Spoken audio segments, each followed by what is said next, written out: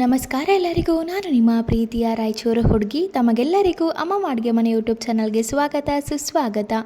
ಇವತ್ತಿನ special recipe ಏನಪ್ಪ ಅಂದರೆ ತುಂಬಾ ರುಚಿಕರವಾದ ಹಾಗೆ ಚಪಾತಿಗೆ ಒಳ್ಳೆ ಸೈಡ್ ಡಿಶ್ ಆಗಿರುವಂತಹ ಕ್ಯಾರೆಟ್ ಪಲ್ಯನ ಯಾವ ರೀತಿ ಮಾಡೋದು ಅಂತ ನೋಡ್ಕೊಂಡು ಬರೋಣ. ಇಲ್ಲಿಗೆ ಈ ಕ್ಯಾರೆಟ್ ಪಲ್ಯನ ಮಾಡಲಿಕ್ಕೆ ಕ್ಯಾರೆಟ್ನ ಈ ರೀತಿ ಚಿಕ್ಕ ಚಿಕ್ಕದಾಗೆ ಕಟ್ ಮಾಡಿಕೊಂಡು 2-3 ವಿಷಲ್ನ ಹಾಕಿಸ್ಕೊಂಡು ತುಂಬ ಚೆನ್ನಾಗಿ ಬೇಯಿಸ್ಕೊಂಡು ಎತ್ತಿಟ್ಕೊತಾ ಇದ್ದೀನಿ. ಹಾಗೆ ಮತ್ತೊಂದು ಕಡೆ ಒಂದು ಪಾತ್ರೆ ಕೂಡ ಕಾಯಲಿಕ್ಕೆ ಇಟ್ಟಿದ್ದೆ. ಪಾತ್ರೆ ಇನ್ನೇನು ಕಾದಾಗಿದೆ ಅಂದಮೇಲೆ 3 ಟೇಬಲ್ ಸ್ಪೂನಷ್ಟು ಎಣ್ಣೆನ ಹಾಕ್ತಾ ಇದ್ದೀನಿ. ಎಣ್ಣೆಯನ್ನು ಕಾದಾಕಿದೆ ಅಂದಮೇಲೆ ಅರ್ಧ ಟೇಬಲ್ ಸ್ಪೂನ್ ಜೀರಿಗೆ, ಅರ್ಧ ಟೇಬಲ್ ಸ್ಪೂನ್ ಸಾಸಿವೆನ ಹಾಕೋಬೇಕು. ಜೀರಿಗೆ ಸಾಸಿವೆ ಚಟಪಟ ಅಂದಮೇಲೆ ಸ್ವಲ್ಪ ಕರಿಬೇವನ್ನ ಹಾಕೋಬೇಕಾಗುತ್ತೆ.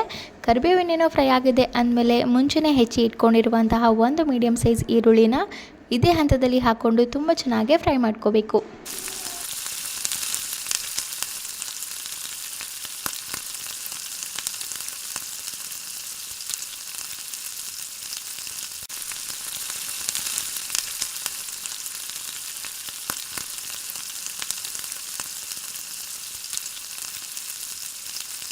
ಈರುಳ್ಳಿ ಎಲ್ಲ ತುಂಬಾ ಚೆನ್ನಾಗಿ ಫ್ರೈ ಆದಮೇಲೆ ಇದೇ ಹಂತದಲ್ಲಿ ರುಚಿಗೆ ತಕ್ಕಷ್ಟು ಉಪ್ಪನ್ನು ಕೂಡ ಹಾಕ್ತಾ ಇದ್ದೀನಿ. ಉಪ್ಪನ್ನು ಹಾಕ್ಕೊಂಡು 2-3 ನಿಮಿಷ ತುಂಬ ಚೆನ್ನಾಗಿ ಕಲಿಸ್ಕೊತ ಫ್ರೈ ಮಾಡ್ಕೋಬೇಕು. ಅದಾದಮೇಲೆ ಮುಂಚೆನೇ ಬೇಯಿಸಿ ಇಟ್ಕೊಂಡಿರುವಂತಹ ಕ್ಯಾರೆಟ್ನ ಕೂಡ ಹಾಕ್ತಾ ಇದ್ದೀನಿ.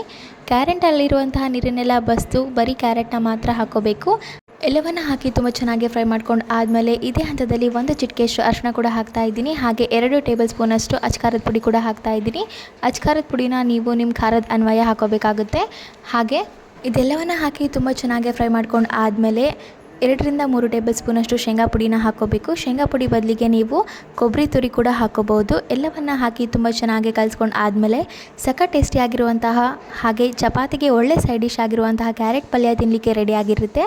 ಸೊ ಇದಾಗಿತ್ತು ಇವತ್ತಿನ ಸ್ಪೆಷಲ್ ಕ್ಯಾರೆಟ್ ಪಲ್ಯ ರೆಸಿಪಿ.